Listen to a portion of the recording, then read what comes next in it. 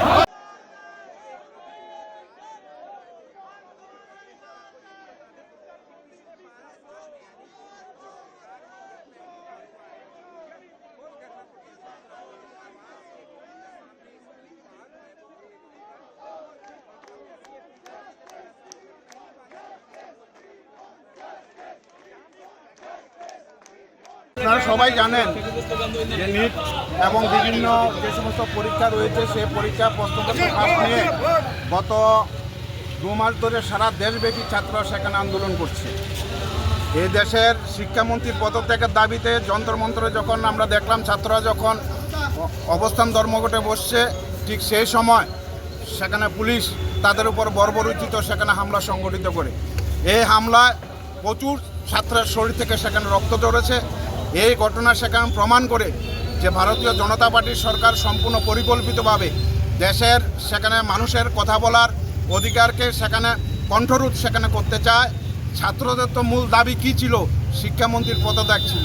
কাজেই এই যে গণতান্ত্রিক পদ্ধতি দিয়ে তাদের যে আন্দোলন, সেই আন্দোলনের উপর যে পুলিশের বর্বরোচিত হামলা, তার প্রতিবাদে আজকে আমরা উদয়পুর জেলা কংগ্রেসের পক্ষ থেকে আমরা সেখানে মিছিল করছি।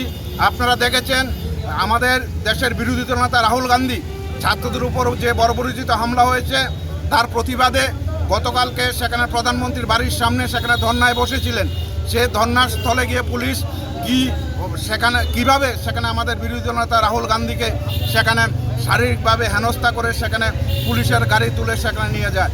এই যে আমাদের দেশের বিরোধী দলনেতা রাহুল গান্ধীর উপর যে হেনস্থা, তার প্রতিবাদে আমরা দেশের প্রধানমন্ত্রী নরেন্দ্র মোদী এবং দেশের স্বরাষ্ট্রমন্ত্রী অমিত শাহ এবং শিক্ষামন্ত্রী ধর্মেন্দ্র প্রধানের পদত্যাগের দাবিতে আজকে আমরা উদয়পুর সেখানে প্রতিবাদ মিছিল আমরা সেখানে সংগঠিত করছি।